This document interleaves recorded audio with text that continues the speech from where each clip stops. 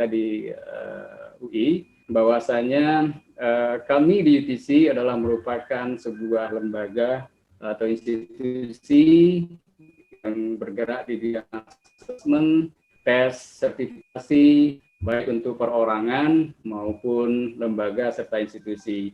Sedikit menjelaskan sebelum kita masuk ke materi English as General and Testing, UTC 2005 berdiri dengan beberapa kelompok kegiatan, semuanya itu adalah assessment, diagnostic test, kemudian ada proficiency test, serta ada external examination yang kita selenggarakan. Teman-teman semuanya, English is spoken in every corner of the globe.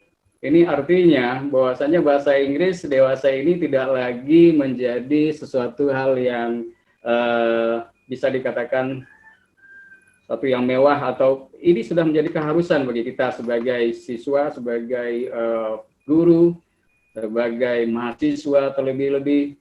Karena bahasa Inggris sekarang ini tidak lagi menjadi komoditi untuk berbicara bisnis, untuk berbicara di event internasional konferensi, tapi di sudut-sudut penjuru dunia, bahasa Inggris telah menjadi satu bahasa yang diperlukan.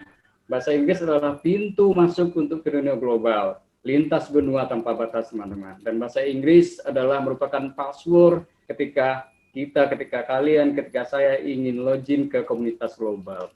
Nah, berikutnya, kira-kira apa yang akan terjadi apabila kita semua atau teman-teman tidak memiliki kecakapan atau kemahiran dalam berbahasa Inggris? Nah, ada beberapa hal yang mungkin bisa menjadi hal atau yang terjadi ketika seorang itu tidak bisa menguasai bahasa Inggris dengan baik. Mungkin pertama adalah kurang pede.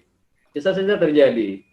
Nah, teman-teman di UI mungkin bisa saja mengetos temannya ketika mungkin bertemu dengan seorang native speaker, ajaklah dia untuk kemudian tanyakan alamatnya di mana, asal di mana. Nah, bagi mereka yang tidak mengerti bahasa Inggris, yakinlah mereka tidak akan pede. Nah, kemudian bagaimana dengan kegiatan kuliah?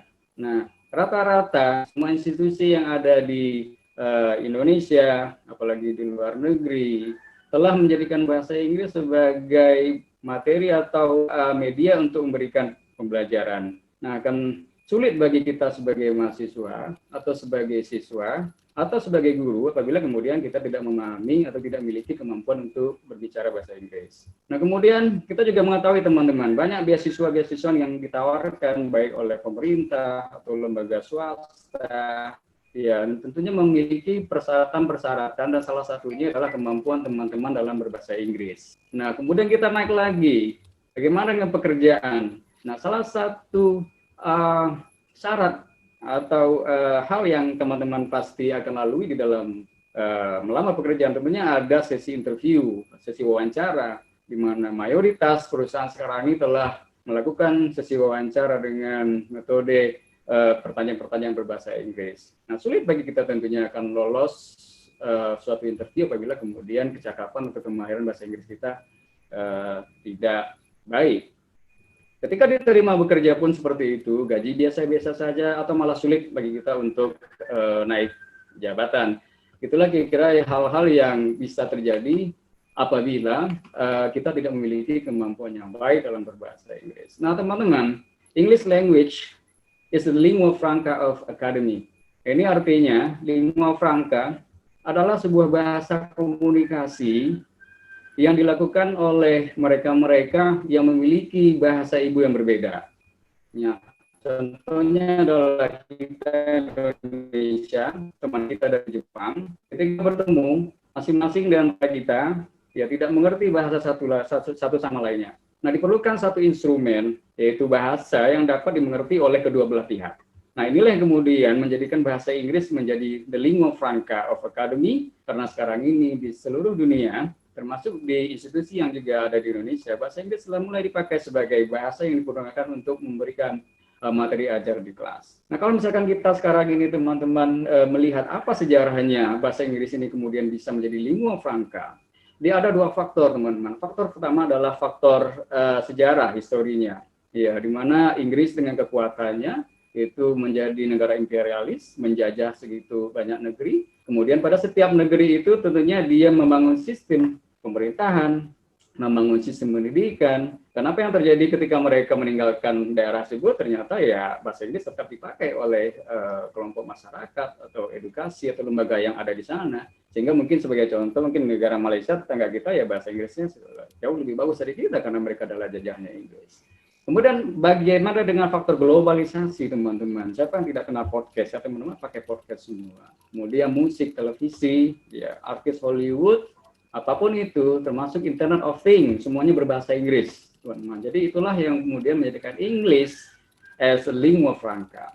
Nah, berikutnya adalah 95% berdasarkan hasil riset yang dilakukan oleh Cambridge, itu kemampuan berbahasa Inggris ternyata berjalan paralel dengan peningkatan pertumbuhan ekonomi di suatu negara. Kemudian juga kemampuan bahasa Inggris ternyata membuat seseorang itu bisa digaji lebih tinggi di dalam sebuah perusahaan.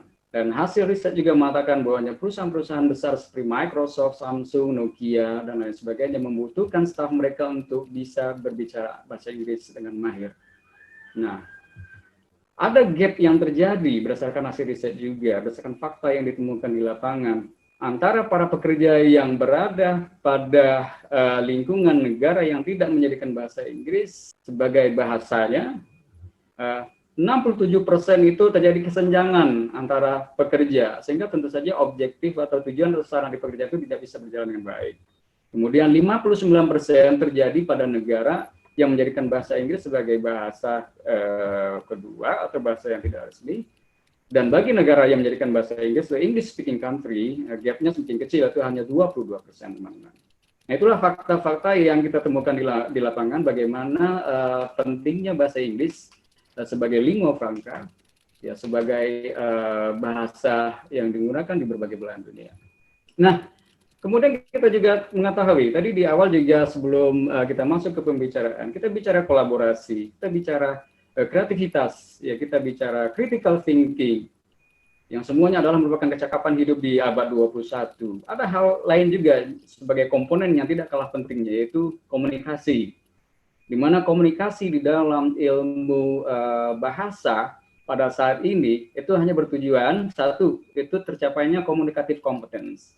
The ability to use English language accurately and appropriately. Akurat berarti harus berdasarkan grammar, structure-nya harus bagus dan benar. Appropriate itu kita berbicara mengenai culture, bagaimana kita bicara dengan teman sebaya, bagaimana kita bicara dengan dosen, bagaimana kita bicara dengan adik kelas dan lain sebagainya. Nah, itu tentu saja harus bagus, teman-teman.